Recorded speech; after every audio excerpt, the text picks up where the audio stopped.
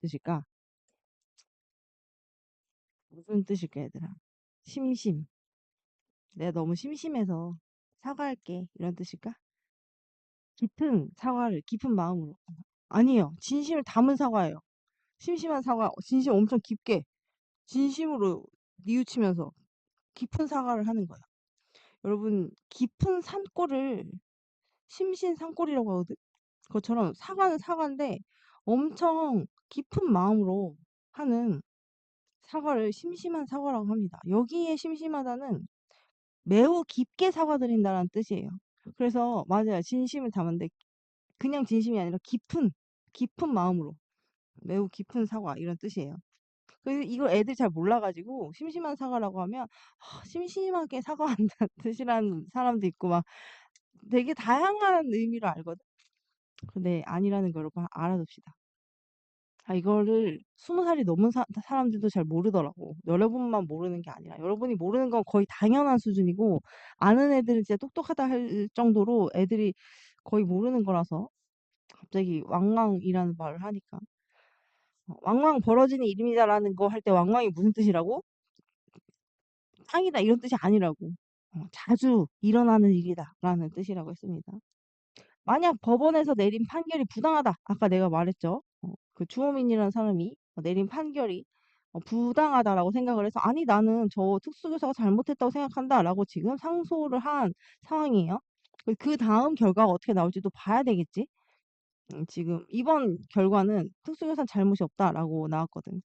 나는 그 이슈에 대해서 특별한 이야기를 하지 않을게요. 나의 의견을. 여러분이 한번 살펴보면 이게 진짜 누가 잘못한 것일까라는 거를 여러분의 입장에서 한번 판단을 해보기를 바래.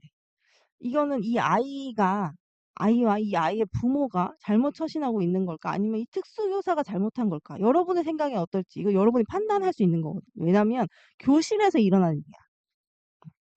자, 이 첫 번째 문단에 이렇게 받아들일 수 없다면 어떻게 될까라고 하면서 상황을 가정해서 만약이라고 가정해서 어, 우리가 어떻게 행동할 수 있을까라고 질문하는 방식으로 시작을 했어요. 이런 경우 신급제도라는 거를 이용하면 된대. 신급제도가 뭔지 모르잖아. 근데 신급제도가 뭔지 그럼 설명을 해주겠지? 응? 내가 이런 얘기를 왜 한다고 했죠? 근데 지금 마지막 수업이기 때문에 이제까지 가르쳤던 거를 막 한 번씩 다 복습하면서 막 얘기를 할 건데 신급제도가 이용된다라고 하는데 신급제도를 우리가 몰라. 그러면 뒤에 거기 정답 무조건 나온다. 괜찮아요. 안 켜지면 괜찮아요. 안 켜지면 괜찮은데 듣고 있어야 돼. 알았죠? 중간중간에 물어볼 거야. 신급제도란 법원의 계급을 상급 법원과 하급 법원으로 나누었을 때 법원이 계급이 있대. 이렇게 순차적으로 아래부터 위가 있나 봐요. 하급 법원에서 받은 판결에 대해 상급 법원이 다시 재판을 신청하는 제도라고 했습니다. 이게 뭐라고? 심급제도래. 심급제도는 교과서에 심급제도가 나오지는 않아요. 그런데 삼심제에 대한 이야기는 나와. 그럼 이 삼심제에 대해서 이해를 하려면 나중에 뭐 결국 신급제도가 학년이 올라가면 나오겠죠. 우리나라는 원칙적으로 한 사건에 3번의 심판을 받을 수 있어. 그렇긴 하지만 3번까지 하는 경우는 잘 없기는 해. 근데 할 수는 있어. 그래서 삼심제를 채택하고 있습니다. 처음으로 판결을 받는 1심은 어디서 합니까? 잘 보세요. 하급에서 상급으로 올라간다고 했잖아. 처음에는 지방법원, 지방에서. 그 다음에 두 번째는 고등법원. 그 다음에 세 번째는 대법원. 이렇게 되어 있습니다. 그러니까 점점 큰 기관으로 가는 거야. 큰 기관으로. 상급으로 간다라고 표현을 했죠. 그리고 대법원에 내린 판결에 대해서 우리가 또 한 번, 그래도 나는 이거 아니라고 생각해. 할 수 있어? 대법원이 내린 판결에선 더 이상 재판을 신청할 수가 없어요. 이거는 교과서에도 나오지만 약간 상식적으로 알고 있어야 돼요. 대법원에서 내린 판결 우리가 다시 한번 얘기하기가 힘듭니다. 그다음에 우리나라에서는 3심제 외에도 재판의 종류에 따라서 2심제와 단심제를 진행한대. 3심제가 3번 할 수 있는 거였어. 그럼 2심제는 2번 할 수 있는 거고 단심제는 여러분 1편 단심할 때 나오는 그 단심제 같은 건 아니에요. 왜냐면 심자가 다르거든. 그런데 심판한다 할 때 심자 얘기는. 근데 다는 같은 단어야. 한 번, 한 번 심판하는 제도. 그러니까 한 번 할 수도 있고 두 번 할 수도 있고 세 번 할 수도 있다는 거야. 최대 세 번이다가 중요한 거지. 근데 이거랑 같은 내용을 여기서 한 번 더 얘기해. 뭐 접속사가 들어가고 개인의 권리나 이익 문제를 다투는 민사 재판이나 범죄나 형벌을 다루는 형사 재판은 삼심제자. 삼심제를 하는 거 뭐? 민사, 형사. 어. 그다음에 행정기관의 처분에 대한 소송을 삼심제 또는 이심제 요런 걸 한다고 했습니다. 그리고 선거재판. 선거재판은 이심제 혹은 단심제로 이루어지는데 역할이 막중한 대통령, 국회의원, 시도지사와 관련된 선거재판은 재판 기간이 길어져서 나라 운영에 혼란이 생기지 않도록 어떻게 단심제로 한대. 자, 우리 최근에 대통령 단심제로 하는 거 봤어? 그 9명의 재판관이 앉아가지고 6명 이상 찬성하면 탄핵이 되는 거였죠. 한 번에 끝냈죠. 어. 자, 요렇게 이야기했습니다. 여기 뭐에 대한 거예요? 이걸 만약에 요약한다면 재판의 종류에 따라 뭐 어떻게 한다고? 재판의 종류에 따라 나뉘는 상급제도, 심급제도, 심급제도라고 하면 되겠죠. 재판의 종류에 따라 나뉘는 심급제도라고 하면 되겠죠. 그리고 여기서 말한 걸 여기서 받아서 뭐라고 했습니까? 예를 들었어요. 그래서 여기는 예를 들어 뭐 이런 게 들어가면 되겠죠. 이게 헷갈리면 어떻게 한다고 했어? 옆에 문제 있는 거 하나씩 다 넣어서 앞뒤 문장을 읽어보면 된다고 했어. 가장 자연스러운 걸 고르면 된다고. 그렇게 해도 시간이 얼마 안 걸린다라고 했습니다. 상급 법원에 재판을 다시 신청하는 걸 뭐라고 해? 자, 상소라고 합니다. 여기서 상소랑 상고랑 헷갈리거든? 그래서 한번 봅시다. 재판을 다시 신청하는 걸 상소라고 해. 상소는 어느 법원에 신청하는지에 따라 항소와 상고로 보면 돼. 뭐 기준이 뭐야? 어느 법원에 신청하는지 이게 나누는 기준이 되는 거야. 그지? 이걸 기준으로 해서 항소와 상고로 나눠. 1심 지방법원에서 내린 판결을 받아들이지 못해서 2심 고등법원에 상소하는 것. 이거를 항소라고 하고. 그리고 2심 고등법원에서 내린 판결을 받아들이지 못해서 3심까지 가는 거. 이거를 상고라고 한대요. 이 두 가지를 구분할 수 있어야겠네. 그러니까 처음에 지방법원에서 시작했지. 그때 나는 이거 아닌 것 같은데 하고 고등법원에 이제 내가 이렇게 올라가는 거 이거는 항소. 거기서 대법원으로 가는 건 상고라고 했습니다. 자, 마지막 삼심제의 목적. 삼심제를 하는 이유가 뭐냐는 거야. 그 삼심제의 목적은 공정하고 신중한 재판을 통해 국민의 자유와 권리를 보호하는 거래. 자, 그럼 여기서 일단 삼심제의 목적을 이야기했고 잘못된 판결이 내리면 억울할 수 있죠. 그리고 누명을 쓴 사람이 있으면 다시 한번 자신의 억울함을 호소할 수 있어야 된다는 거야. 근데 이렇게 있어도 누명을 쓰고 가끔 뭐 이렇게 어, 감옥에 가서 10년, 20년 있다가 밝혀져서 나오고 이런 사람들이 있잖아요. 뉴스에 보면 나오거든요. 그럼 가끔 그런 게 나와. 뭐 20년 동안 누명을 쓰고 복역했는데 거기에 대한 어, 이 잘못 판단해서 이 사람의 인생을 20년을 거기다가 묶어 놓은 거잖아. 거기에 대한 걸로 막 돈을 뭐 얼마를 줬다. 나라에서. 이렇게 나오는데 여러분 인생 20년을 7억 막 이렇게 바꿀 수 있을 것 같아? 생각보다 돈을 많이 안 줘. 되게 생각보다 이렇게 억울한 일이 생기는 경우가 있어요. 현재는 잘못된 판결을 바로잡고 어떤 국민이라도 억울한 상황에 놓이지 않도록 공정한 판결을 내리기 위해 필요하다라고 했어. 필요하다, 반드시 필요하다라고 했으니까 필요성에 대해서 얘기한 거야. 그래서 여기 내용을 만약에 요약한다면 삼심제의 목적과 필요성 이렇게 요약할 수 있겠죠. 이렇게 요약할 수 있습니다. 네. 그다음에 문제를 봐볼게요. 오늘 머리를 말리다가 이상하게 말려서 어떻게 됐냐면 약간 작은 아씨들 머리처럼 됐어. 이렇게 막 이렇게 동글동글. 그래서 왜 그렇게 됐는지 모르겠어. 자, 이 글에서 설명하는 것이 아닌 것은 무엇일까요? 했습니다. 여기서 보면 나오지 않은 거래. 삼심제의 의미, 삼심제가 무슨 뜻인지 첫 번째 문단에 나왔죠. 삼심제의 장점이 뭐니? 좋은 점. 억울한 사람을 줄일 수 있고, 뭐, 이런 거 있잖아. 그리고 절차. 이것도 나와 있었어. 밑에서부터 이렇게 차근차근 올라가는 거. 그리고 필요성. 맨 마지막 문단에 있었죠. 보완책이 무슨 뜻이에요?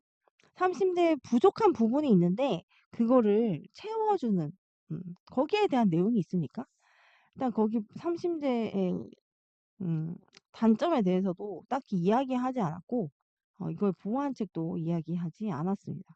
그래서 5 번이 나오지 않은 내용이다라는 거를 알아야 돼요. 보완 책이 무슨 뜻인지 모르면 너무 어렵거든. 음.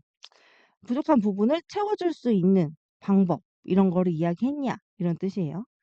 2 번을 봅시다. 2 번은 이 나름 이게 지금 법에 관련된 거란 말이야. 사법부, 입법부, 행정부에 관련된 이 내용이 법에 관련된 건데 그 중3 하여튼 중3 정도 되면 여러분이 고등학교 1 학년 모의고사를 애들이 이제 점점 공부를 하기 시작하지. 고1이 곧 된다고 생각하니까. 그때부터 시작해서 이제 고3 때까지 그 모의고사 수능을 연습하는 게 모의고사죠. 수능 버전을 푸는데 그때 애들이 제일 어려워하는 지문 2 가지가 있어요. 국어 지문 2 가지가 있어요. 문학 빼고 비문학에서.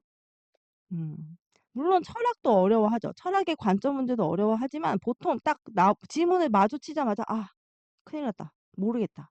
그냥 이렇게 생각하는 게 첫 번째 법, 두 번째 경제 지문이에요.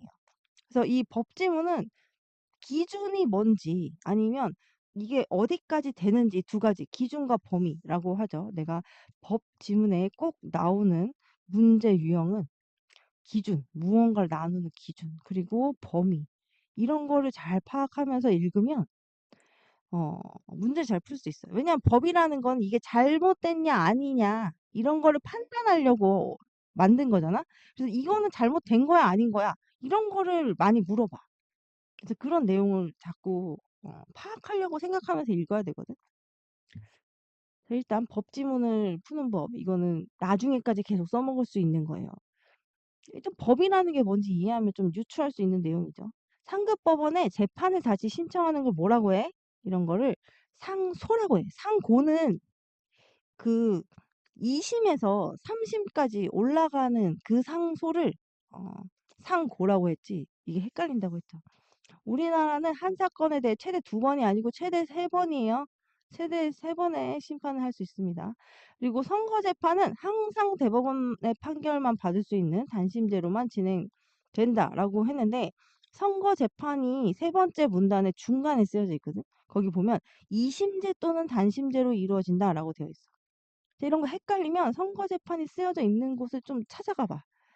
자, 찾아가서 보면 여기 뭐라고 돼 있다고? 선거 재판은 2 심제 또는 단심제로 되어 있다고. 그래서 답이 아니다. 항상 단심제로만 하면 안 돼요. 여러분 항상 모두 무조건 대부분 이런 말 조심해야 된다고 했지. 이거 나오면 약간 긴장해야 돼. 그 심급제도는 하급 법원의 판결에 대해 상급 법원에 다시 재판을 신청하는 제도이다. 이거는 맞는 말이죠. 어, 이거는 첫 번째 문단에 나와 있습니다. 그래서 4번은 맞는 말입니다. 우리나라에서는 대법원에서 내린 판결을 받아들일 수 없다면 대법원에서 내린 판결은 다시 재판 신청할 수 없어. 여기서 더 이상 재판을 신청할 수가 없어요. 그래서 5번은 틀렸어요.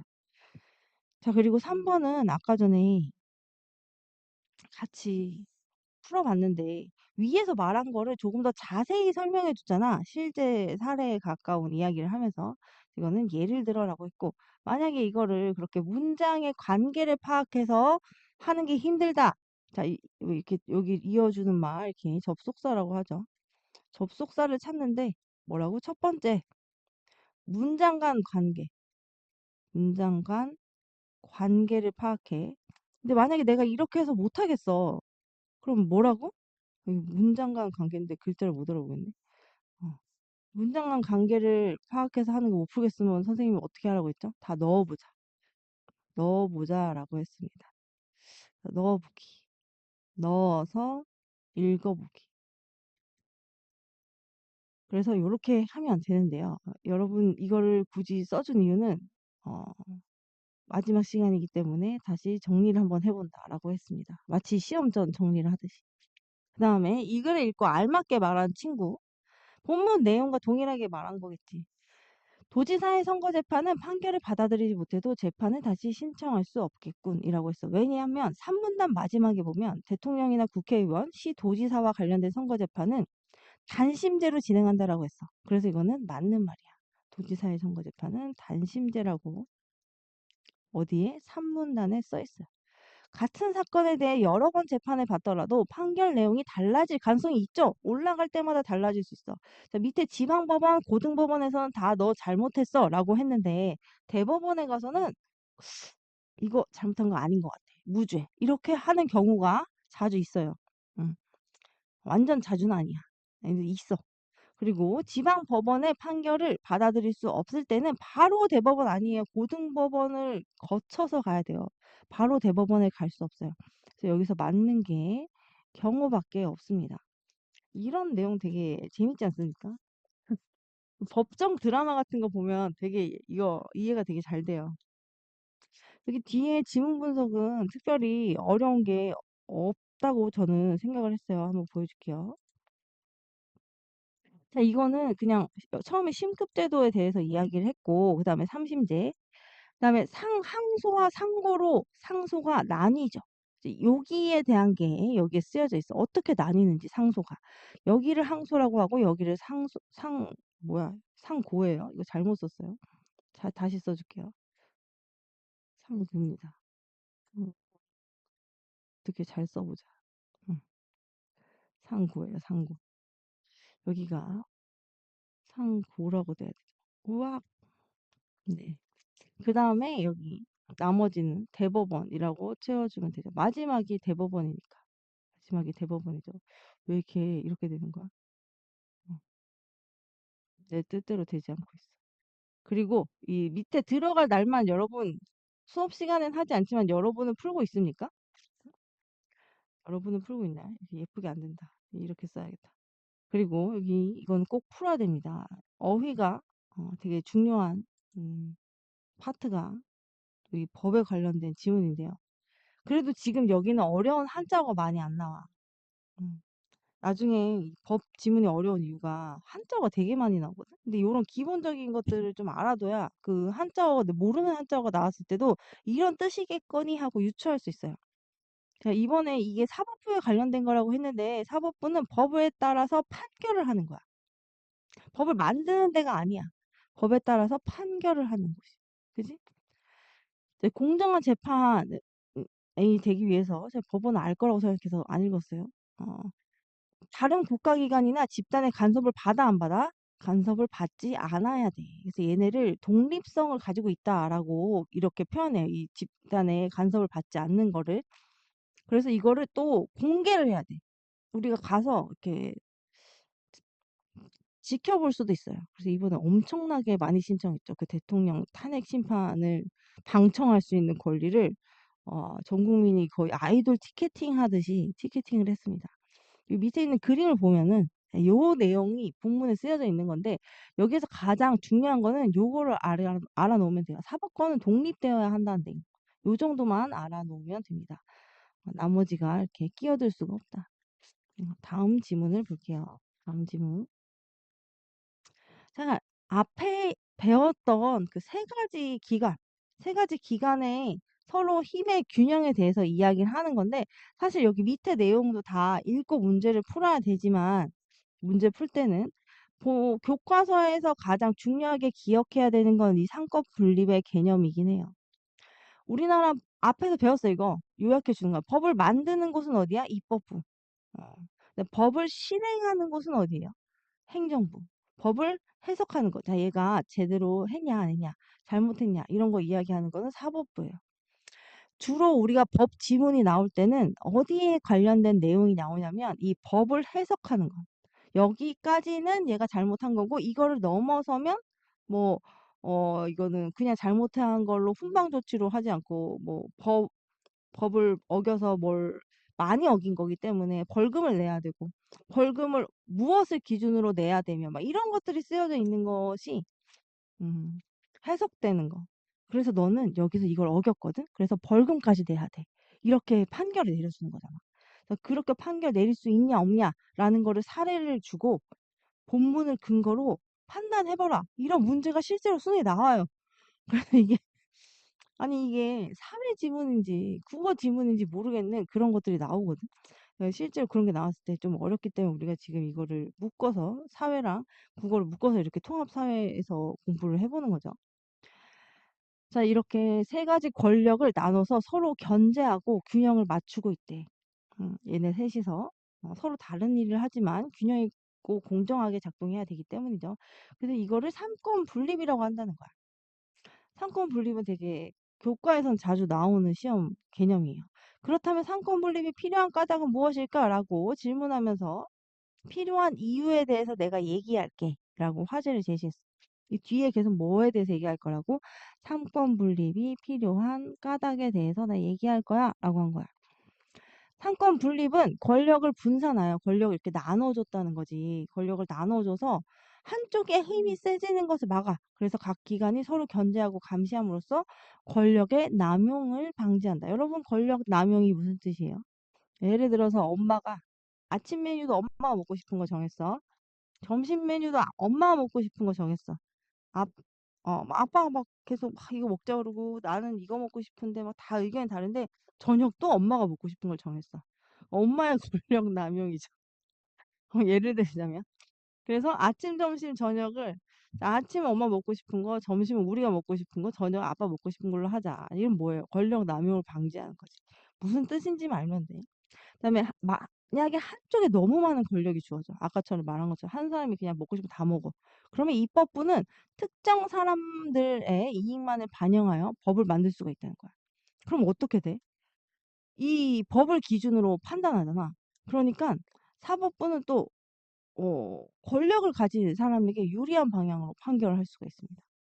이 사람한테 내가 좀 잘 보이고 싶으니까 어? 이 사람한테 유리하게 판결을 하자. 뭐 이렇게 할 수 있다는 거야. 입법부는 어떻게 나 같은 사람들한테 유리한 법을 만들자. 뭐 이렇게 할 수 있다는 거지. 그럼 돼, 안 돼? 안 되잖아. 모두 이렇게 평등한 권리를 가져야 되잖아. 이는 모든 국민은 평등해야 한다라는 민주주의의 기본 이념을 해치는 거죠. 그래서 사회 균형을 깨뜨린다라고 이야기했습니다. 그리고 여기는 요약을 하자면 상권 분리의 필요성 중에 첫 번째, 권력의 남용을 방지하자라는 거에 관련된 이야기예요. 그럼 두 번째 문단은요? 여러분, 이렇게 한 문단에서 중요한 부분만 딱 묶어서 기억하고 넘어가야 돼. 다 세부 내용까지 기억할 수 있으면 좋은데 만약에 그게 막 뒤섞여서 어느 게 중요한지 모르겠어. 이 문단이 무슨 얘기했는지 모르겠어. 이 상태로 넘어가면 안 돼. 만약에 이게 막 중간에 잘 뭔지 모르겠더라도 그래, 권력 남용을 방지한다라는 내용에 대해서 이 문단이 구성됐구나 하고 그냥 넘어가야 돼. 상권 분립은 국가를 효율적으로 운영하도록 도면 돼.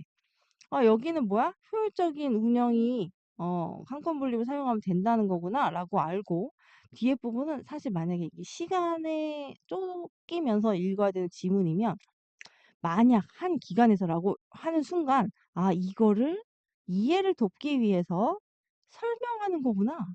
뭔가 예를 드는 거구나. 라는 걸 눈치채고 여기서부터 빠르게 읽어 나갈 수 있어요. 좀 속도를 빨리 한다는 거야. 나랑 운영을 책임진다 하나에서. 그럼 정확하고 객관적인 판단이 어렵다는 거야. 이 자기들의 입장에서만 생각한다는 거지.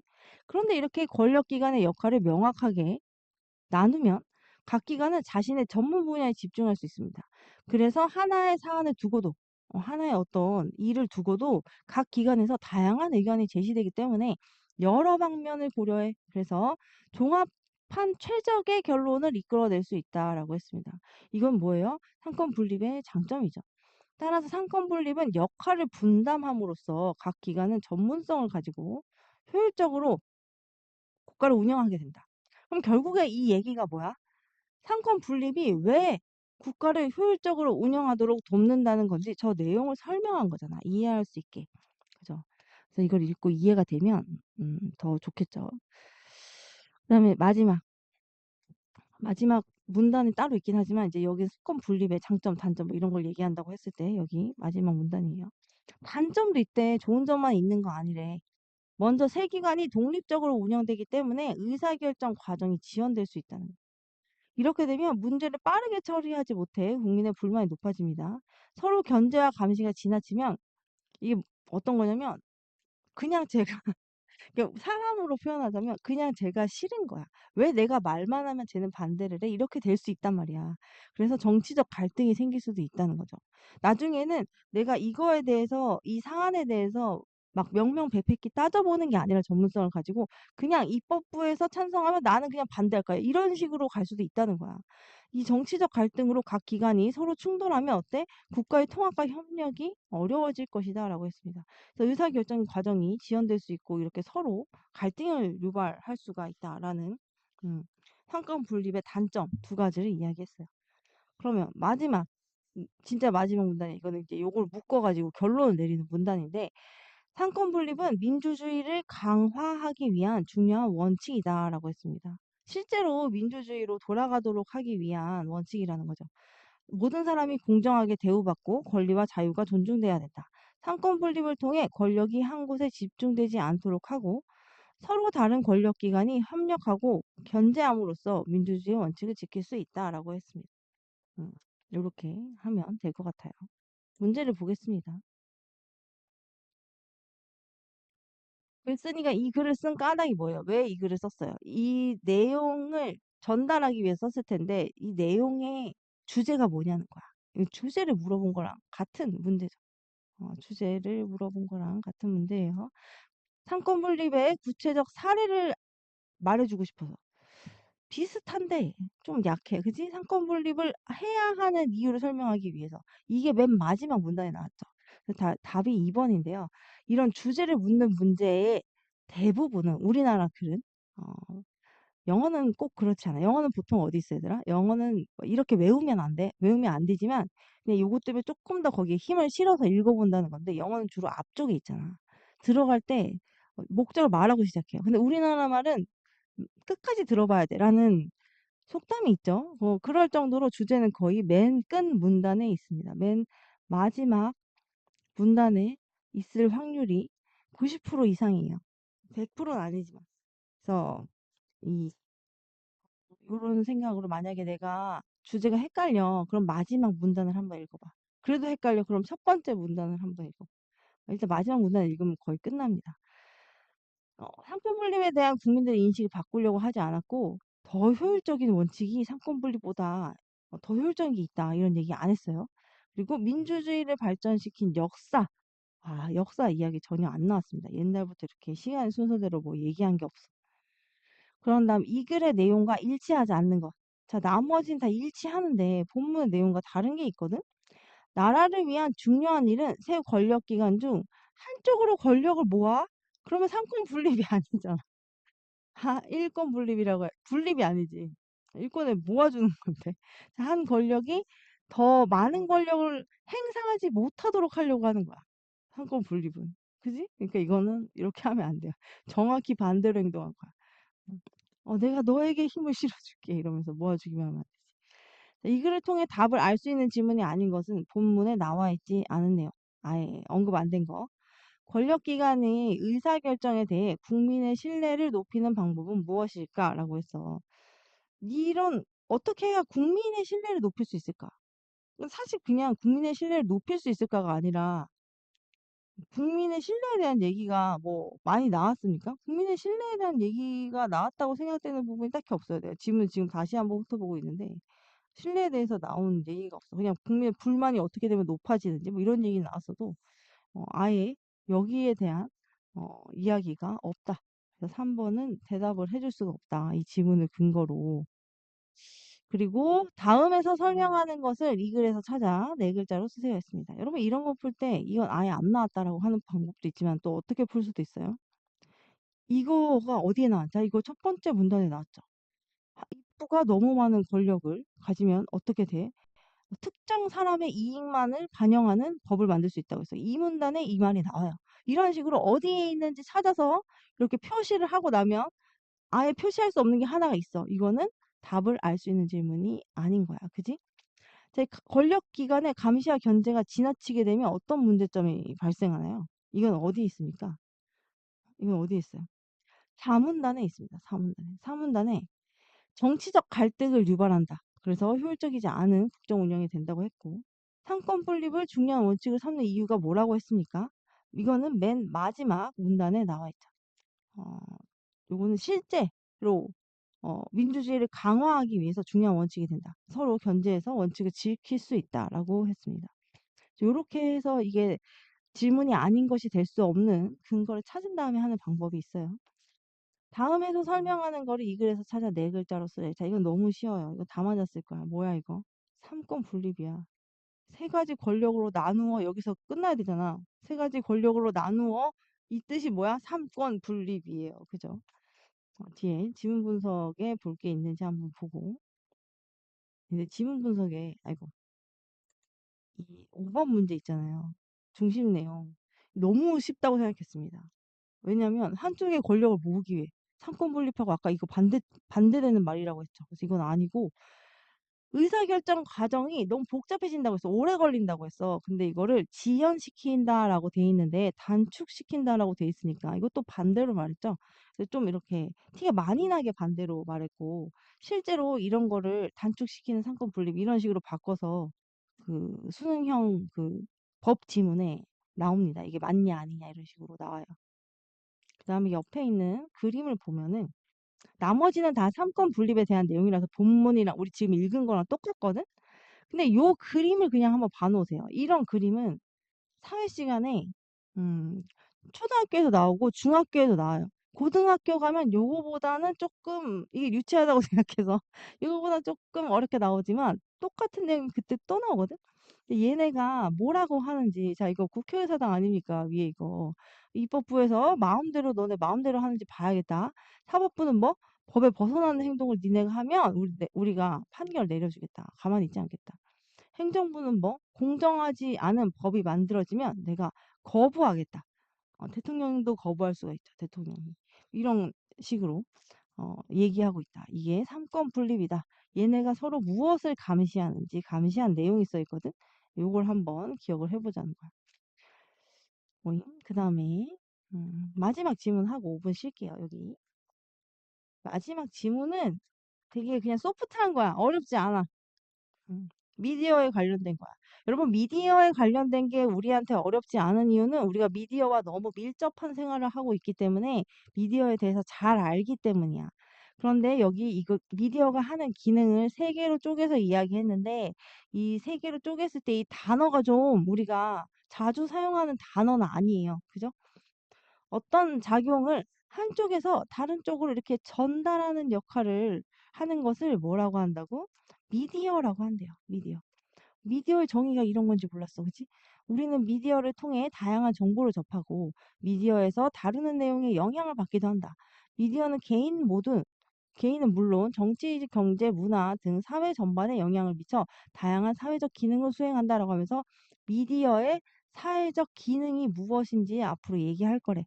그런데 여기 우리가 여기 쓰여져 있지 않지만 이 첫 번째 환경 감시 기능이라는 거 안에 들어가 있는 내용을 실제 여러분이 살아가면서 좀 앞으로 많이 생각해야 돼. 살펴볼게. 여기 쓰여 있지는 않지만 이게 진짜 좀 심각한 문제이기 때문에 그래요. 첫째, 미디어는 사회에서 일어나는 여러 가지 일에 대한 정보를 수집해서 보도, 뭐 뉴스 같은 거 있잖아. 이렇게 그런 보도의 형태로 대중에게 전달된대. 보도하는 게 뭐야?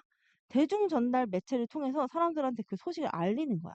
대중 전달이라는 건 많은 사람들이 볼 수 있는 매체를 말하는 거예요. 이를 미디어의 환경 감시 기능이라고 한다는 거야. 이걸 그 우리가 생각하는 그 그린 뭐 이렇게 자연 환경 이걸 말하는 환경이 아니라 사회 환경을 감시하는 기능이야. 아, 지금 여기서 무슨 일이 일어났어요, 여러분. 저 사람이 잘못했어요. 막 이런 거를 보도해 주는 거. 이걸 환경 감시 기능이라고 하는데 미디어는 대중에게 일상생활에 필요한 정보 아니면 뭐 어디에서 불이 났다. 어, 이런 각종 사고 아니면 재난의 위험. 지금 지진이 났으니까 대피하라. 이런 것들을 알린다는 거야. 그리고 사회적 제도에 대한 정보를 제공해서 제도 운영의 효율을 높이는 순기능이 있다는 거야. 자, 우리 이런 제도가 새로 생겼어. 그러니까 여러분 이런 제도를 잘 따라야 합니다. 라는 거를 보도를 해줘. 그럼 사람들이 이걸 안 해줬을 때보다 아, 그런 게 있구나. 응? 이렇게 할 수 있겠죠. 어, 그러나 보도하는 과정에서 잘못된 정보를 전달할 수 있지. 자, 이거 지금 이 환경 감시 기능의 보도의 형태로 되었기 때문에 이 보도하는 과정에서 생기는 단점에 대해서 이야기합니다. 잘못된 정보 전달할 수 있고 범죄나 재난 등을 지나치게 자세히 보도해. 사회적 공포감을 심어줄 수 있는 역기능이라고 해서 역기능이 뭐예요, 여러분? 원래 보도가 가지고 있던 어 하려고 했던 기능과 반대되는 기능이 갑자기 생각지도 못하게 생긴 거예요. 본래 의도와 반대된 것으로 작용하는 기능을 역기능이라고 합니다. 역기능이란 단어가 쉽지 않은데 순기능의 반대죠. 쉽지 않은데 이제 자주 사용돼요. 앞으로 많은 지문에서 만나게 될 거예요. 그 여러분은 이제 유튜브도 되게 많이 사용하는 세대고 여러분은 집에서 못 보게 할 수도 있지만 이제 자라면서 그리고 AI도 다 사용할 줄 알아야 될 거란 말이야. 그래서 지금 AI가 없는 상황에서도 유튜브에 가짜 뉴스가 파다합니다. 그리고 여러분 그거 알죠? 내가 뭘 누르면 내가 거기에 관심 있다고 생각해서 유튜브나 아니면 인터넷, 뭐 SNS 뭐든 나를 여기에 오래 머무르게 하기 위해서 내가 관심 있는 분야의 것들을 계속 보여줘요. 그럼 만약에 내가 잘못된 거짓 뉴스를 눌러서 봤어. 그러면 내가 여기에 관심 있구나라고 이 알고리즘은 파악해서 그거와 관련된 뉴스를 계속 띄워줘. 다른. 그럼 어떡해? 내가 보기에는 거기에 대한 근거가 너무 많아지지. 그래서 그 가짜 뉴스를 믿게 될 수 있다는 거예요. 그래서 어디에서 보도된 것만 보고 믿으면 안 돼. 그런 것들이 있고 또 AI가 막 녹음 파일도 만들고 뉴스도 만들고 막 사람처럼도 하고 막 난리 났단 말이야. 그래서 뭐가 진짠지 구분이 안 되는 사회가 오는 거야. 그런 것들이 생기죠. 그래서 그런 거에 대해서 여러분 생각을 해봐야 됩니다. 그리고 익명성 뒤에 숨어서 자신을 가릴 수 있습니다. 상대방이. 그래서 우리 너무 속기 쉬운 사회예요. 그래서 그렇게 검증되지 않은 것에 대해서 쉽게 믿으면 안 되는 그런 부분이 있어요. 여러분 진짜 조심해야 되는 세대야. 그지? 어른들도 속는단 말이야. 둘째, 미디어는 사회 현상이나 이미 보도된 내용을 해석하고 설명해 주기도 하는데 이거를 상관 조정 기능이라고 하는데 이 말이 참 어려워. 그지? 상관 조정 기능이 뭘까? 이게 뭔지 설명해 주죠. 특정 사건이나 현상에 대한 사람들의 이해도를 높여. 아, 이게 이런 말이구나. 이렇게 이해를 할 수 있게끔 설명을 해주는 거지, 미디어에서. 그리고 서로 다른 견해를 조정해. 그러니까 나는 사실 뭐 예를 들어서 그린벨트 해제를 찬성해. 그런데 그린벨트 해제를 반대하는 사람의 의견과 그들의 상황을 TV나 뭐 유튜브로 봄으로써 아, 저 사람들 입장에선 저럴 수도 있겠다라고 이해를 할 수 있다는 거죠. 그래서 사회적 합의를 도출할 수 있는 순기능이 있다라고 했어. 그럼 여기 순기능 얘기했어. 그럼 여기 뭐 얘기했어? 그 다음에 역기능 또 하나 얘기해야겠지. 하지만 정확한 사실을 바탕으로 하지 않거나 누군가의 편견이 개입되면 일방적이고 왜곡된 주장을 전달할 수 있다. 아까 내가 말한 것처럼 음? 역기능이라고 하자. 잘못된 그 가짜 뉴스나 아니면은 막 우리나라 사람들이 정치를 막 우파 좌파 이렇게 막 나누잖아요. 보수 진보 이렇게 나눈단 말이야. 물론 우리나라만 그런 건 아니야. 프랑스도 그렇고 뭐 미국도 그래요. 이렇게 나눴을 때 진보 쪽의 내용만 계속 내보낸다든지 아니면 보수 쪽의 내용만 계속 내보낸다든지 그러면 일방적인 주장만 전달될 수 있다는 거예요.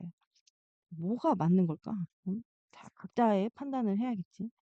셋째, 미디어는 공동체의 가치와 규범 등의 한 세대에서 다음 세대로 전해주는 사회 유산 전수 기능 이런 게 있다는 거야.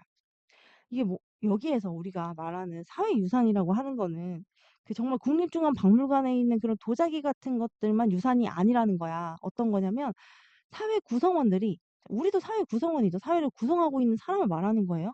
이 사회 구성원들이 바람직하다고 여기는 가치관이나 규범 이런 것도 사회유산이라는 거야. 이런 것도 지속적으로 전해져 내려가게. 예를 들자면 뭐 옛날에 유키즈 같은 거 보면은 길에 돌아다니면서 막 어른들하고 대화하고 했단 말이야. 그랬대 최근에 옛날 건데 다시 본 거 중에 뭐가 있냐면 한 3-40년 동안 한 곳에서 계속 일을 하신 분이었어. 아저씨였어. 근데 그 아저씨가 나는 이런 삶을 후회하지 않는다. 그리고 나의 가난에 있던 부모님도 저는 원망하지 않는다." 뭐 이런 그 세대를 그 시간을 열심히 살아낸 내 자신을 칭찬해 주고 싶다. 막 이런 얘기를 해. 그럼 우리가 이걸 보고 감동을 받는단 말이야. 그래서 '아 저렇게 사는 삶이 바람직하고 가치관이 올바르게 형성된 거구나.'라는 생각을 하게 돼. 그래서 아 그런 사회가 용인하는, 사회가 인정하는 바람직한 가치관이나 규범 이런 것들이 미디어를 통해서 전달되기도 하는 거죠. 여러분 엄마 아빠 그런 말 하면 또 잔소리 이렇게 들을 수 있거든. 그런데 TV를 보고 나도 감동받으면 그렇지. 저렇게 나 같으면 부모님이 원망했을 것 같은데 저렇게 원망하지 않고 그 안에서 살아낸 내 자신을 기특해하는 어 저 어른의 모습을 보니 '저 사람이 진짜 참된 어른인 것 같다.' 노동의 가치라든가 뭐 이런 걸 생각해 보고 이런 기능을 한다는 거죠. 그래서 이게 계속 지속적으로 장기적으로 사람들한테 노출이 되면 제시가 되면 사람들이 공동체의 가치로 받아들인다는 거야. '우리 모두 다 이렇게 생각하지.'라고 받아들인다는 거야. 그래서 사회 통합에 도움을 준다라고 했습니다. 하지만 미디어를 통해서 획일적인 가치관이나 규범이 제공돼. 이게 어떤 게 있냐면 어 계속 한 가지 유행하는 옷만 입은 사람들이 계속 나와? 그럼 우리가 길에서 그것과 다른 스타일의 옷을 입은 사람을 봤을 때 '쟤는 왜 저렇게 입어?' 이렇게 생각할 수도 있고 뭔가 그런 가치관이 이것 일이라는 가치가 있으면 '그것만 좋다.'라는 거에 계속 노출됐을 경우 나머지 것들이 폄하되는 것이 있고 그럼 다양성을 인정받지 못하는 거죠. 아니면 창의성, 다른 것들도 다 생각해 볼 수 있는데 그런 거에 대한 필요성을 느끼지 않는 거지. 마지막, 이러한 미디어의 사회와 대중에 대해 많은 영향을 준다는 거야, 미디어가. 그래서 이걸 다룰 땐 주의가 필요하대. 미디어 종사자는 미디어의 공적 역할, 자, 다른 여러 사람을 대중을 상대로 하니까 이걸 항상 기억해서 미디어의 사회적 기능 중 순기능은 높이고 역기능은 최소화하는 방향으로 보도 내용을 제작하고 유통해야 한다. 자, 미디어 종사자의 역할을 다섯 번째 문단에서 이야기하면서 마무리 지었어요. 주제문이 되게 명확한 지문이었어. 내가 지금 여기서 이 지문도 그렇고 다른 지문도 그렇고 초록색으로 칠해놓은 것들은 문단의 주제문이라고 생각되는 것들이거든. 근데 이 지문은 특히나 지문의 주제문이 명확했다라고 할 수 있습니다. 네, 문제를 가볼게요. 이 정도 소프트한 지문 읽는 거는 되게 재밌습니다. 이 글의 설명 방법으로 알맞은 것은 이라고 했습니다. 보도 절차 순서대로 제시한 적이 없어요. 사회적 기능을 분류해 설명했다. 자, 2, 3, 4문단에 사회적 기능을 세 가지로 분류해서 설명했죠. 2번이 맞습니다. 이거는 실제로 수능에 나오는 문제 유형이에요. 거의 동일합니다. 지문의 난이도만 다를 뿐. 이 글을 통해 알 수 있는 내용이 아닌 것은 했어요. 여러분, 내 생각에 지금 요 정도 지문을 사회과학 풀었잖아? 고1 모의고사, 고1 모의고사 3월 달 거 정도는 3등급 이대로 맞을 수 있습니다. 이 정도 풀었으면. 이 글을 통해 알 수 있는 내용이 아닌 것은 무엇인가 했습니다. 미디어에 대한 대중의 평가. 대중의 평가 이야기 안 했어. 예를 들어서 TV에 대해서는 어떻게 생각하고, 뭐 유튜브에 대해서 어떻게 생각하고, 뭐 이런 여러 가지 미디어들에서 대중이 어떻게 생각하는지 이런 얘기 하질 않았어요. 근데 그 꼭 그런 건 아니지만 거의 대부분의 학생이 자 지금 이렇게 해서 내가 고1 3월 모의고사 보면 최소한 3등급 이내 나올 거야 라고 얘기했잖아. 실제로 이렇게 가르친 다음에 조금만 시간 안에 푸는 훈련만 시키면 애들이 고1 모의고사가 1, 2등급 나오거든. 그런데 매일매일 안 하잖아. 그러니까 그 매일매일이라 하면 하루도 안 빼놓고는 아니야. 일주일에 3, 4번만 하면 돼. 3, 4번만. 그렇게 안 하면 그 실력이 줄어듭니다. 무섭죠? 어. 그 약간 영어나 국어는 지속적으로 해주는 게 좀 필요해요. 자, 기억의 이유를 추론하는 내용으로 알맞지 않은 것은 했습니다. 수학은 연산을 그렇게 해야 되죠. 미디어를 통해 형성된 공동체의 가치는 의사소통을 방해하는 게 아니라 의사소통을 서로 뭐라고 한다고 했어? 공동체의 가치로 받아들여서 사회 통합을 할 수 있도록 도와준다고 했습니다. 그래서 의사소통을 방해한다라고 하지 않았어요. 도움을 주는 거예요. 사문단에 사회 통합을 해준다고 했으니까. 그다음에 알맞게 말한 친구라고 했어요. 나머지 다 맞는 거라서. 전통 문화의 우수성을 알린 영상물 제시한대. 그러면 이거는 상관 조정 기능이 아니라 전통 문화의 우수성이니까 사회유산 전수 기능입니다. 그리고 비가 온다는 일기예보를 통해 사람들이 외출할 때 우산을 챙기도록 하는 건 환경 감시 기능이 맞습니다. 그리고 마지막에 우더른을 공경하는 문화 이런 게 점점 사라지는 현상에 대해서 해설한 기사를 제공한다. 이거는 뭐라고 했습니까? 이런 거를. 이런 사회 현상에 대해서 보도된 내용을 해석하고 설명하는 거. 자, 해석한 기사라고 했잖아. 이거는 상관 조정 기능이라고 했어요. 그래서 이 두 개는 바뀌었어. 두 개. 이야기하는 게. 지연이만 정확하게 이야기했다라고 할 수 있겠죠. 그다음에 지문 분석에 볼 게 있는지 개념에 중요한 게 있는지 한번 보고 쉬는 시간을 가져 볼게요. 자, 이거는 별로 어렵지 않고 여기에서 환경 감시 기능의 가장 중요한 포인트는 뭐라고? 대중을 상대로 보도한다는 거. 이 사회에서 일어나는 일에 대해서. 그리고 상관 조정 기능은 보도된 내용을 해석한다는 거. 자, 이미 보도를 해야 이걸 할 수 있지. 그지? 그다음에 사회 유산 전수 기능은 공동체의 가치관과 규범에 대해서 다음 세대로 전한다는 거. 요렇게 포인트를 가지고 있으면 될 것 같고, 이거 외울 필요는 없어요. 지문에서 읽었을 때 내가 저거를 가장 핵심 단어로 생각했냐? 그 정도만 따져보면 돼요. 그다음에 여기에서도 교과서에 있는 부분인데 이게 어렵지 않거든? 근데 언론과 여론이 무슨 뜻인지만 알아놓으면 돼. 언론은 어떤 매체를 통해서 정보 제공하는 거 말하고, 여론은 여기에 대한 이런 문제나 현상에 대한 의견을 사람들이 가지는데 대부분의 사람들이 이 생각을 가진다라고 하면 국민 여론이 이러하다라고 말을 할 수 있다는 거야. 대부분의 사람들이 이런 생각을 거기에 대해서 가졌을 때 여론이라고 한다. 이것만 알아두면 어, 교과서에서 나오는 중요한 어휘랑 내용을 이 부분에 대해서는 다 알았다라고 할 수가 있습니다. 자, 5분 쉰 다음에 과학 할게요. 과학은 첫 질문 빼고는 어렵지가 않습니다. 네, 고생하셨습니다. 5분 있다 만나요. 시계.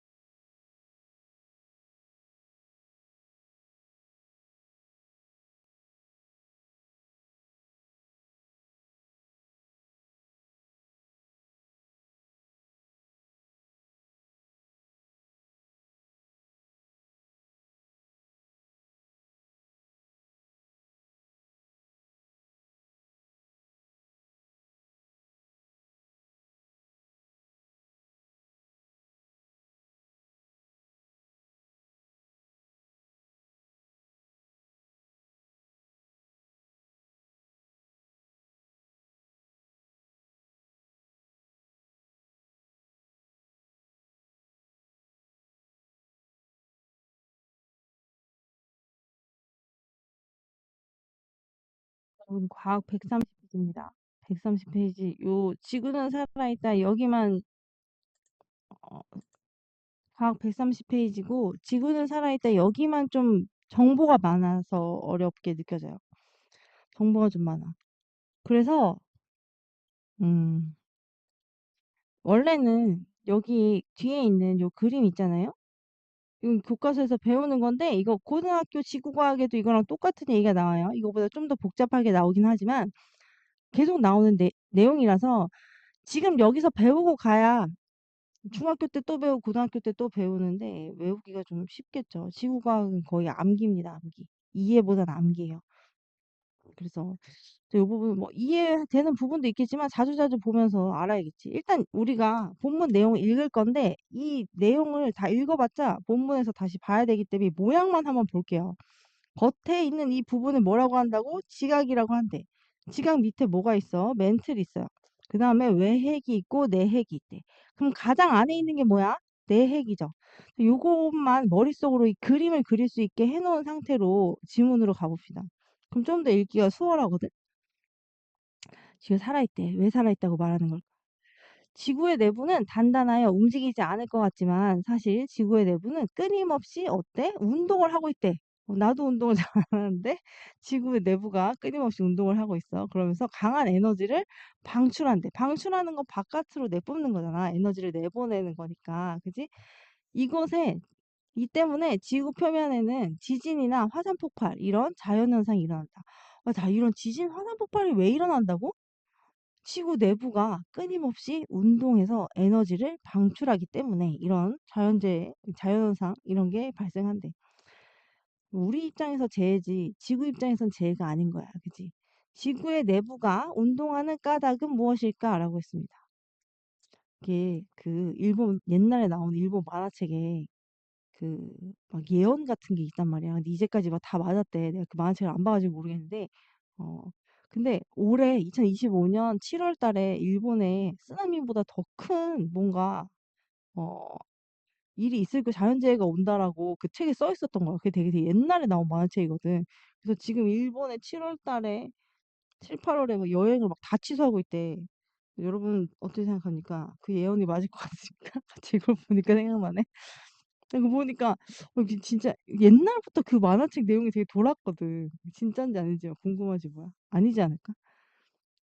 1999년도에서 2000년도로 바뀔 때 모든 컴퓨터가 망가질 거라고 했거든. 1900년도밖에 인식을 못하는데 2000년도를 인식을 못해서 근데 망가지지 않았단 말이에요. 음. 자, 이렇게 지구의 내부는 지각, 멘틀, 외핵, 내핵 이렇게 이루어져 있대. 이 지구 내부의 구조를 이야기하고 있죠. 자, 이 지각, 멘틀, 외핵, 내핵을 설명하는 거거든, 나머지는. 그래서 만약에 이거를 묶는다라고 하면 이 문단의 중심 내용은 뭐야? 지구 내부의 구조다. 이렇게 묶을 수 있겠지. 지각은 지구의 표면을 얇게 싸고 있으며 흙과 암석으로 구성되어 있대. 자, 지각이 어떤 특징을 가지고 있는지 얘기하고 있어. 지각 아래 그다음에 뭐 있어? 멘틀. 아까 봤어. 그지? 멘틀 이렇게 두껍게 있었지. 지구의 80% 이상을 차지해 대부분이 뭐야? 멘틀이네. 멘틀도 주로 암석으로 이루어져 있지만 암석이 있어요. 그런데 멘틀 위쪽은 단단한 암석이야. 단단해. 그렇지만 아래쪽은 어때? 아래쪽은 뜨거운 핵과 밀접해 있어서 붙어 있어서 가까이 붙어 있어서 말랑말랑한 고체 상태래. 고체기는 고체인데 말랑말랑하대. 어떤 상태일까? 금속으로 이루어진 것은 금속으로 이루어진 걸로 추정된대. 그래서 어, 이 핵은 지구의 중심부로 갈수록 온도가 높아지고, 그러니까 가운데로 갈수록 뜨거워진다는 거야. 압력이 커진대. 지구의 중심부로 갈수록 온도가 높아지고 압력도 커집니다. 이거 두 개가 다 같은 방향으로 커지고 뭐 하기 때문에 뭐 어렵지 않아요. 헷갈리지 않아요. 그리고 핵 중에서 바깥쪽에 있는 거는 외핵이라고 하고 한자로 바깥 외자죠. 얘는 온도의 영향을 크게 받아서 액체입니다. 외핵은 뭐라고? 액체 상태. 그리고 내핵, 안쪽에 있는 내핵은 압력의 영향을 크게 받는다. 압력. 그래서 고체 상태래요. 고체 상태다. 자, 여기서 고체와 액체는 기억하기 쉬운데 이 외핵은 온도의 영향을 받고 내핵은 압력에 영향을 받는다는 거 애들이 여기까지 기억을 잘 못하거든. 이것까지 기억을 하면 되게 구체적으로 내가 기억을 하는 거다라는 거를 알 수가 있어요. 그 다음에 다음 문단. 자, 여기서 지구 내부의 구조를 봤습니다. 그 다음에 온도가 약 4,000도가 넘는 외핵. 야, 외핵이 아까 전에 온도에 영향을 많이 받는다고 했는데 그럴 수밖에 없지 않아? 4,000도가 넘는데. 여기서 외핵이 멘틀 아래에서 멘틀의 한 부분을 가열하면 이제 아까 전에 보면은 외핵이 있고 위에가 멘틀이었잖아요. 그러니까 여기 닿는 요 부분 가열이 될 수밖에 없겠죠. 가열하면 이 가열된 부분이 다음 부분이 어떻게 돼? 열로 인해서 팽창하면서 밀도가 낮아지게 된대. 그 부풀어 오르는 거야. 팽창한다는 거는 부풀어 오르면서 들어있는 건 똑같은데 공간이 넓어지는 거지. 부풀어 오르면. 그러면 같은 공간 안에 얼마나 촘촘하고 빽빽하게 있냐가 밀도란 말이야. 그러면 똑같이 5개가 있다고 보자. 그냥 이거 상상을 하는 거야. 5개의 원소나 원자가 있어요. 뭐 있어. 그런데 이게 팽창했어. 공간이 넓어졌어. 그러면 얘네가 덜 빽빽하게 있겠지. 여유롭게 있을 수 있잖아. 그래서 밀도가 낮아지는 거야. 이거를 단어를 그냥 외우지 말고 이게 무슨 말인지 상상을 하면서 그래 얘네가 똑같은 개수가 있는데 팽창하면 공간이 넓어지니까 당연히 밀도가 낮아지는 거지. 이렇게 이해를 해놓으면 다음번에 나왔을 때 기억이 안 나도 답을 찾을 수가 있어. 과학 시간이든 이럴 때. 그다음에 밀도가 낮은 물질은 어떻게? 가벼우니까 이거 화산 폭발 실험할 때 3학년, 4학년 거 할 때 화산 폭발 실험 나오거든. 거기에서 배웠던 거야. 밀도가 낮아지면 식용유 위로 이산화탄소가 있는 방울이 떠오릅니다. 이거랑 똑같은 내용이야. 밀도가 낮은 물질은 위로 떠오른다라는 게 계속 연결이 된다는 거야. 이런 식으로. 그리고 밀도가 높은 물질은 어떻게 돼? 아래로 가라앉는 성질이 있어요. 그래서 뜨거워진 멘틀의 일부는 위로 올라가게 돼요. 상승하게 돼. 이렇게 상승하게 되는 원인이 이것 때문이다라고 표시를 해놨고, 이러한 멘틀의 움직임은 멘틀 위쪽에 단단한 암석과 지각에 전해져서 지구의 겉부분을 둘러싼 판이 밑에가 이렇게 막 움직이니까, 돌아가니까 판이 영향을 받아서 이렇게 판 이동설이 있죠. 판이 움직이는 거예요. 자, 그래서 예를 들어서 이렇게 지각이 이렇게 있잖아. 지각이 이렇게 있는데 밑에 있는 부분이 막 이렇게 위로 올라오고 위에 있는 부분은 밑으로 내려가. 그럼 얘가 이렇게 도니까 밑에서 이렇게 도니까 얘도 영향을 받을 거 아니야? 그런데 판이 애초에 이렇게 쪼개져 있었어. 근데 얘가 이렇게 돌아. 그러면 얘네가 막 서로 붙을 때도 있고 아니면 서로 떨어질 때도 있고 이런 식으로 판이 이동을 하는 이게 판의 이동설이죠. 그래서 다 연결이 되어 있습니다. 그래서 이렇게 지각에 전해서 겉부분을 둘러싼 이 판이 충격을 받게 된다 했어. 이 충격으로 판이 끊어지거나 아니면은 충돌하거나 지진이나 화산 폭발 이런 게 일어난다. 한편 뜨거워졌던 멘틀은 오랜 세월 동안 서서히 식으면서 밀도가 다시 높아져. 자, 요 위로 올라왔어. 그러면 외핵이랑 떨어졌지. 얘는 자꾸 차갑게 식는 거야. 식으면 어떻게 된다고? 밀도가 다시 높아진다고. 그러면 다시 내려가고 싶은 거죠. 무거워져서. 그래서 이 부분은 다시 밑으로 내려오게 된다는 걸 하강하게 된다라고 표현했습니다. 멘틀이 하강하면서 외핵의 어느 한 부분을 누르면 외핵의 다른 부분은 상승하게 된대. 얘가 내려와서 여기 외핵이 있는데 얘가 내려오니까 얘를 이렇게 눌렀어 외핵을. 그러면 들어간 만큼 다른 곳이 이렇게 튀어나오게 된다는 거야. 왜 그럴까? 얘 물렁물렁하니까. 움직일 수 있으니까. 안에 들어있는 양은 같은데 이 양은 보존하면서 뭐 형태가 지금 한쪽이 눌리면 한쪽이 튀어나온다 이 얘기를 한 거죠. 그래서 이렇게 지구 내부는 이렇게 해서 외핵이 다시 멘틀에 영향을 주고 멘틀이 다시 움직이고 서로서로 영향을 주고받는다는 얘기잖아. 그래서 끊임없이 움직이며 서로 영향을 주고받으며 운동한다. 자, 그럼 이 문단을 요약한다라고 하면 뭐라고 할 것 같아? 어, 지구가 운동하는 까닭 이렇게도 말할 수 있고 지진이나 화산 폭발이 발생하는 까닭이라고 여기 예시를 가지고도 말할 수 있겠죠. 어, 그리고 마지막 문단을 볼게요. 이처럼 지진이나 화산 폭발 등의 자연현상은 멘틀의 움직임 때문에 일어난다라고 했어요. 그런데 멘틀은 상승하고 하강하는 동안 여러 가지 장애물을 만나요. 그래서 그 움직임이 규칙적이야, 안 규칙적이야, 불규칙적이래. 안 규칙적이라는 거죠. 불규칙적이다. 따라서, 이것 때문에, 따라서, 인 거야. 그지? 뒤가 결과겠네. 요런 지진이 언제 일어날지, 화산 폭발이 언제 일어날지 이런 거를 예측하고 미리 대응하는 게 쉽지 않다는 건 거의 불가능하다. 어렵다. 이런 이야기죠. 그래서 자연현상이 예측과 대응이 어렵다라는 것에 대해서 마지막 문단에서 이야기하면서 마무리를 지었습니다. 여러분, 우리가 지진이 어디에서 얼마큼 날지 알면 미리 대피하겠지. 그지? 그리고 말도 안 되는 이런 만화책 얘기를 내가 하지 않겠죠. 이제 미리 예측할 수 있는데 뭐하러 그런 말도 안 되는 얘기를 하면서 내가 진짜일까? 막 이런 이런 걸 여러분한테 던져보겠어. 그지? 아, 요즘 기상청이 날씨도 정확하게 예측을 못한단 말이야. 이 기후변화를 정확하게 이렇게 했을 때 어떤 날씨가 된다라는 데이터가 지금 떴기 때문에 이 글에서 설명하는 것은 무엇인가요? 해서 뭐에 대해서 얘기했어요. 지구 내부가 왜 운동하는지 그 이유에 대해서 이야기했어. 이거 어디에 나와 있어? 이 타이틀은 첫 번째 문단 마지막에 물어봤어. 그리고 거기에 대해서 2, 3, 4, 5 문단에 설명을 했죠. 그래서 여기 2번입니다. 이 글의 내용과 일치하지 않는 것. 이런 게 차라리 여기 일치하지 않는 것이라고 나오면 쉽거든? 근데 일치하는 것 찾으라 그러면 4개 틀려서 더 어려운데, 네, 여기 지구의 겉부분은 흙과 암석으로 이루어져 있다고 되어 있죠. 지각을 설명한 부분에 아이고 되어 있습니다. 그리고 지구의 외핵의 온도는 약 4,000도 이상의 고온이다라고 어디에 쓰여져 있어? 3문단의 시작하는 부분에 쓰여져 있습니다. 3문단 시작하는 부분에. 그리고 지구의 내부는 고정되어 있지 않고 계속해서 운동한다. 이거랑 1번 문제의 주제나 뭐 다를 게 없어요. 그죠? 그리고 멘틀의 위쪽은 고체 상태야. 멘틀의 위쪽이 딱딱하다고 했어. 그리고 아래쪽은 말랑말랑한 고체 상태라고 했습니다. 그래서 4번은 틀렸어요. 단단한 고체 상태면 그 뜨거운 거에 닿아서 말랑말랑한 고체 상태라고 본문에 쓰여 있었어. 그지?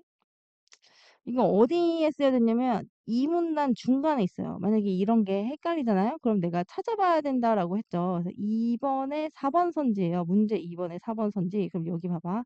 멘틀의 위쪽은 단단한 암석인 반면 멘틀의 아래쪽은 뜨거운 햇과 밀접해 말랑말랑한 고체 상태이다. 이런 거 옆에 내가 헷갈렸을 때 뭐라고 써놓으라고 했어? 이렇게 문제 2번에 4번 선지 근거 이렇게 써놓고 풀자라고 얘기했어요.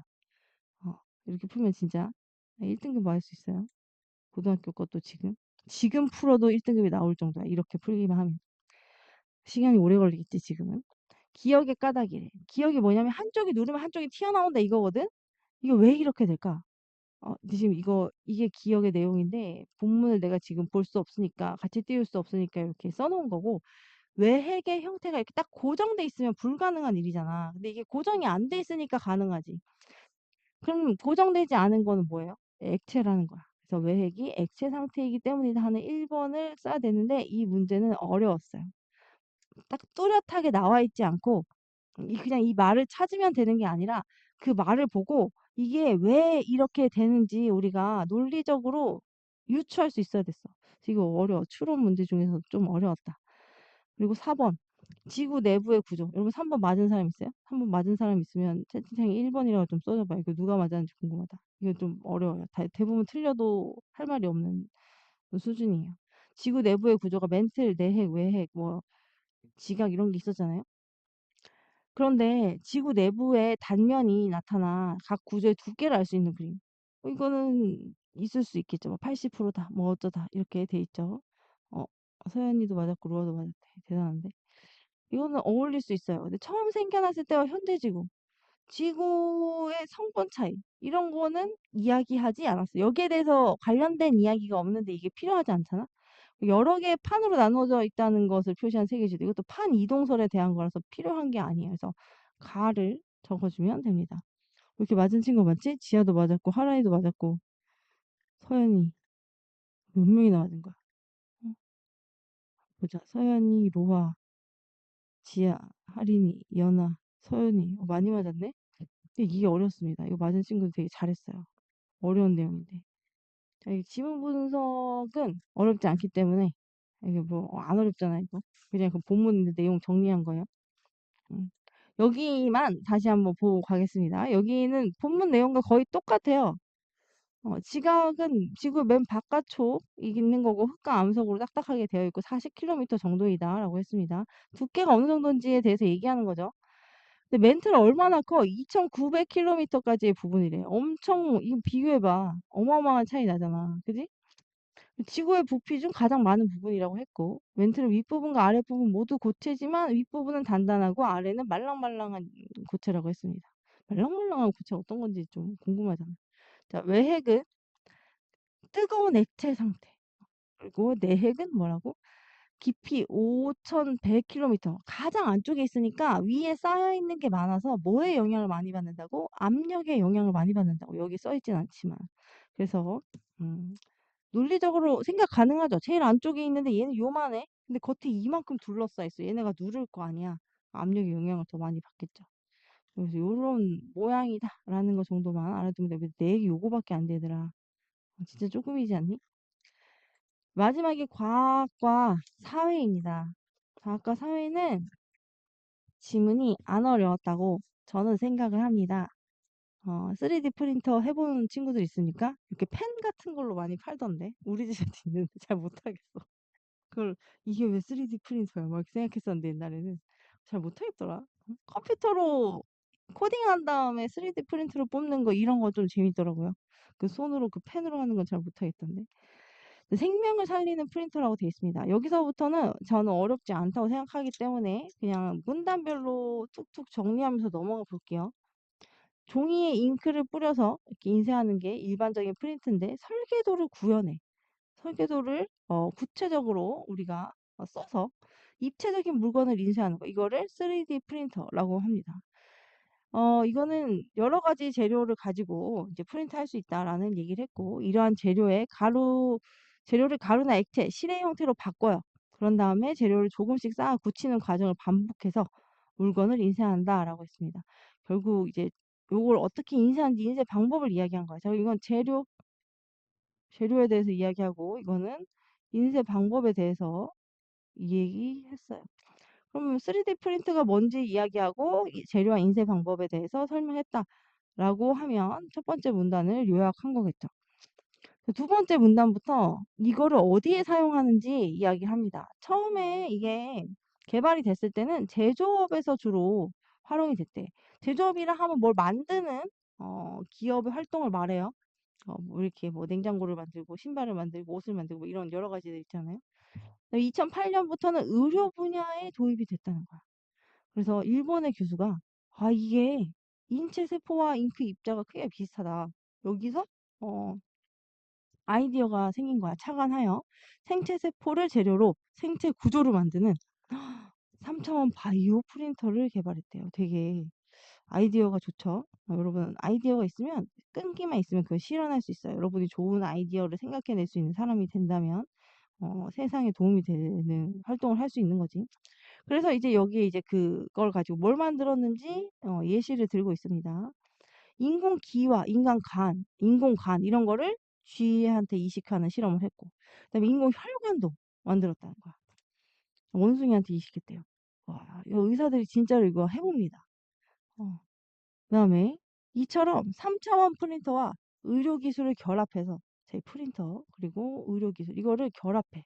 그래서 사람에게 이식할 수 있는 인공 장기나 인공 조직을 만드는 이 바이오 기술이라고 하는데 이거를 바이오 기술의 정의를 알려준 거지. 3차원 바이오 프린팅 기술이라고도 한다. 이거를 또 요렇게 부르기도 요런 바이오 기술을 요렇게 부른다는 거래. 요거 전체를 가지고는 요렇게 가겠다. 이것의 가장 중요한 부분, 핵심이라고 하면 가장 중요한 부분이잖아. 이거는 프린터의 재료인 잉크래. 바이오 잉크래. 나는 이 과정일 줄 알았는데 잉크여서 의외였어요. 이 바이오 잉크는 인체에 안전해야 되고 또 인공 장기나 인공 조직을 만들기에 적합해야 돼. 그래서 주로 생체 재료나 세포 그리고 단백질로 만든다 했습니다. 이거 보니까 갑자기 생뚱맞게 생각나는데 이 바이오 잉크는 아닌데 어제 요즘 이거 우리나라에서는 허가가 안 됐어요. 미국에 있는 가수들이 막 노화가 됐다가 얼굴이 엄청 젊어져서 나타나는 거야. 거기에 무슨 지방 세포 같은 거를 이렇게 주사로 놔가지고 그렇게 한 거래. 근데 너무 깜짝 놀란 게 그 시술에 사용하는 지방이 죽은 사람의 몸에서 꺼낸 지방이라는 거야. 우리나라에서는 허가되지 않은 의료 기술이거든요. 이걸 보고 갑자기 생각나네요. 무섭지 않으신가 약간? 나 혼자 좀 무서웠어. 환자의 세포를 이용하여 바이오 잉크를 만들려면 환자의 세포를 이용한대 이거는. 죽은 사람의 세포가 아니라 환자의 세포를 이용하여 이 바이오 잉크를 만들면 면역 체계의 거부 반응 없겠지. 왜냐면 원래 내 몸에 있던 거니까. 그래서 부작용을 최소화할 수 있다. 그러나 세포와 단백질만으로는 인쇄가 어려워요. 그래서 뭔가 추가로 부드러우면서 형태를 구성할 수 있는 재료를 추가로 섞어 사용한대. 이거를 내가 이제 추가로 섞어서 사용하는 자, 재료를 부수적인 재료라고 요약을 한 건데, 이러한 재료는 역할이 이렇게 부드러우면서 형태를 구성할 수 있다는 거 하나. 두 번째, 세포가 살 수 있는 환경을 만들고 세포에 영양분을 제공하는 역할 두 개. 이렇게 두 가지 역할이 있다라고 말할 수 있습니다. 이거 두 가지가 다 이 아이의 역할이에요. 또한 인체 장기마다 세포와 단백질 구성이 다르기 때문에 재료도 이에 맞춰서 다르게 사용해야 된대요. 굉장히 복잡한 과정이지만 이게 마지막 문단을 보면 얼마나 사람들에게 도움이 될지에 대해서 이야기하고 있어. 이런 3차원 바이오 프린팅 시대는 이미 우리 눈앞에 다가와 있대. 곧 이루어질 거라는 거야. 자, 인공뼈, 인공피부 이런 걸 이미 치료에 이용하고 있습니다. 최근에. 그리고 머지않아서 인공장기를 환자에게 이식하는 수술도 상용화될 것이래. 될 것이라는 거는 많은 곳에서 사용할 것이라는 거야. 그냥 사용할 수 있다 이 정도가 아니고. 3차원 바이오 프린팅 기술은 장기 기증자가 부족한 문제를 해결하고 장기 기증자가 부족하다는 거지 지금. 그리고 질병과 노화를 극복하는 열쇠가 될 것이다 했습니다. 그럼 이게 좀 극복이 되면 죽은 사람의 지방세포를 빼지 않아도 되지 않을까? 좀 끔찍한데. 이 글쓴이가 이 글을 쓴 목적은 뭐예요? 뭐에 대해서 얘기하기 위해서였어? 이 3차원 바이오 프린팅 기술이 앞으로 어떻게 될 것인지. 자, 이거 마지막 문단에 나와 있는 거야. 마지막 4문단에 나와 있는 내용이야. 아까 전에 뭐라 그랬어요? 주제 잘 모르겠으면 마지막 문단을 보거나, 그래도 헷갈리면 첫 번째 문단을 다시 한번 살펴보자 라고 했습니다. 그다음에 2번. 이 글의 내용과 일치하는 거. 내가 이렇게 일치하는 것이 더 어렵다고 했지. 하나하나 다 살펴봐야 돼서. 바이오 잉크는 세포나 단백질로만 만든다 했는데 아니야. 그거를 새로 굳히거나 하는 뭔가 다른 재료가 더해져야 된다고 했고, 이 부수적인 재료의 역할 두 가지에 대해서도 본문에서 얘기하고 있었죠. 그리고 3차원 프린터는 처음부터 의료용이 아니고 처음엔 제조업에서 많이 사용을 했고, 3차원 프린터는 재료를 조립하여 만드는 게 아니라 쌓아서 굳히는 방식으로 만든다고 했어요. 그다음에 3차원 바이오 프린팅은 아직 의료기술로 활용되지 않는다. 이게 왜 틀렸어요? 지금 인공 뼈나 인공 피부 이런 걸로 활용하고 있기 때문에. 그리고 잉크 입자와 인체세포 크기가 비슷하다는 점에서 착안하여 여기까지 맞았어. 그지? 뒤에도 맞았나만 보면 돼. 3차원 바이오 프린터가 개발되었다. 맞는 내용이네. 그래서 답이 5번입니다. 이 문단에 그 일본 교수가 이렇게 했다고 했죠. 이 글을 통해 추론할 수 있는 내용, 자, 이것도 아까 전에 내가 어렵다고 한 거랑 같은 유형의 문제인데, 위험성이 더 크다 이런 얘기 안 했고요. 인쇄 방법을 바꾸어 개발한 거다라고 하지 않았으면 인쇄 방법 동일합니다.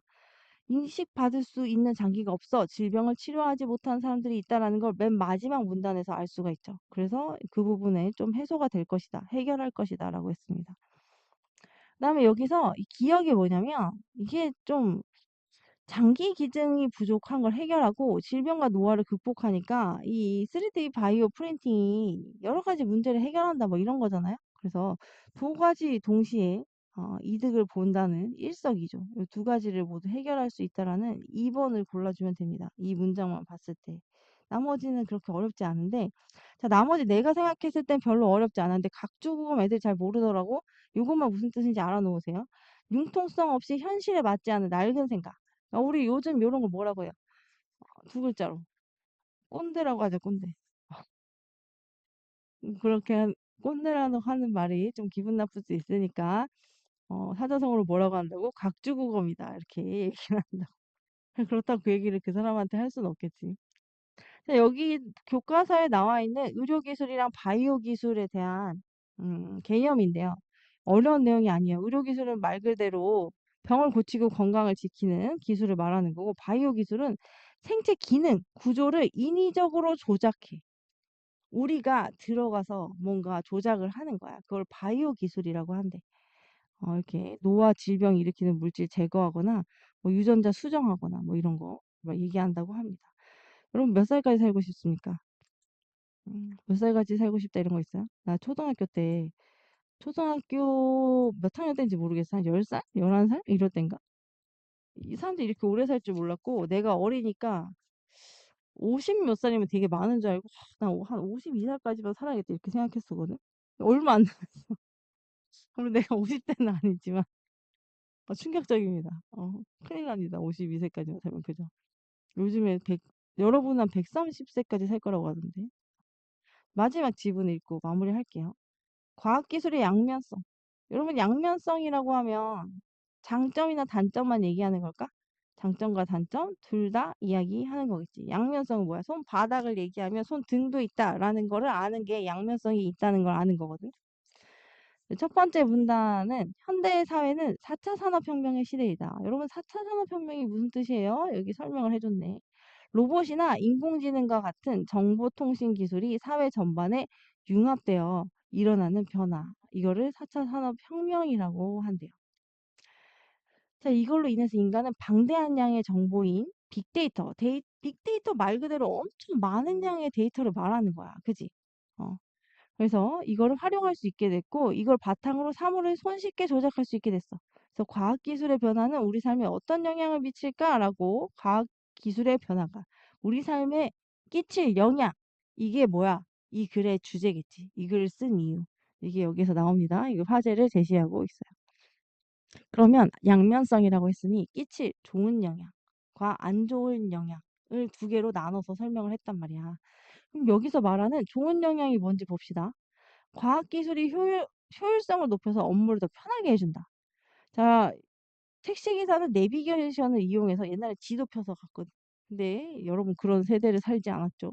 내비게이션을 이용해서 길을 찾습니다. 그리고 새로운 일자리가 창출될 거래. 모바일 앱 프로그래머, 자율주행 차량 개발자, 인공지능 전문가, 데이터 분석가 이런 새로운 직업이 나올 것이다. 이 두 가지가 뭐야? 이 과학기술의 변화가 우리의 삶에 끼칠 긍정적인 변화. 반면 했어. 이제 부정적인 변화를 얘기하겠지. 부정적인 변화는 로봇이 인간을 대체. 그러면 사람 대신 로봇을 쓰는 거야. 이미 그 식당에 가면 여러분 본 적 있지? 빈 그릇 같은 거 치워주는 로봇 아니면은 반찬 갖다 주는 애 이런 애들 있단 말이야. 그래서 사람 일자리 감소해. 그리고 대표적으로 키오스크가 있어. 주문 받으러 돌아다니는 사람이 없어요. 그죠? 그 다음 두 번째, 과학기술이 발달함에 따라 개인정보가 유출되는 문제가 발생할 수 있다. 지금 최근에 그런 일이 발생했죠. SKT에서 해킹을 당해서 많은 개인정보가 유출됐어. 나도 모르는 사이. 그치? 자, 이처럼 과학기술은 어떻게 사용하는지에 따라 우리 삶에 긍정적인 영향을 미치기도 하고 부정적인 영향을 미치기도 해. 그지? 따라서 과학기술이 더 이로운 방향으로, 우리한테 더 도움이 되는 방향으로 발전하기 위해서는 어떻게 해야 된다고? 발생하는 문제에 대해서 사회적이고 윤리적인 논의가 함께 이루어져야 된다. 이 글을 쓴 완벽한 이유가 여기 쓰여져 있어. 아, 과학기술이 양면성이 있는데 그로 인해서 발생하는 문제에 대해서 우리가 사회적이고 윤리적인 논의를 해야 된다라는 말을 하고 싶어서 쓴 거구나. 이 글은 설명문이 아니라 논설문이네 라는 걸 여기서 확실하게 알 수가 있습니다. 논설문이에요. 이게 이 글쓴이의 주장입니다. 그래서 이런 균형 있는 접근은 우리 미래를 더욱 밝게 만들어줄 것이다 라고 이야기했어요. 안 좋은 점까지 미리 고려해서 하면 확실히 좋겠죠. 문제를 푼 다음에 마무리할게요. 이 글에서 글쓴이가 주장하는 내용은 뭔가요? 과학기술의 발달로 인한 문제에 대해 우리가 사회적 윤리적 논의가 필요하다. 너무 정직하게 마지막 문단에 있는 거 그대로 썼어. 이런 경우가 되게 많아요. 우리 글은. 그래서 이거를 고등학교 가서 좀 어렵게 내잖아? 그럼 그대로 안 쓰고 어 다른 단어를 써서 써. 이걸 영어로 패러프라이징이라고 하잖아. 똑같은 내용인데 단어를 바꾸는 거야. 음. 저 "사회적 윤리적 논의가 필요하다."라고 했을 때 사회적 윤리적 뭐 관점에 대한 여러 방향의 토의가 필요하다. 이렇게 단어를 막 바꿔 쪼끔씩. 그래서 이게 같은 내용인지 아닌지 얘네가 아나 모르나 이런 거를 판단하죠. 이 글의 내용과 일치하지 않는 거.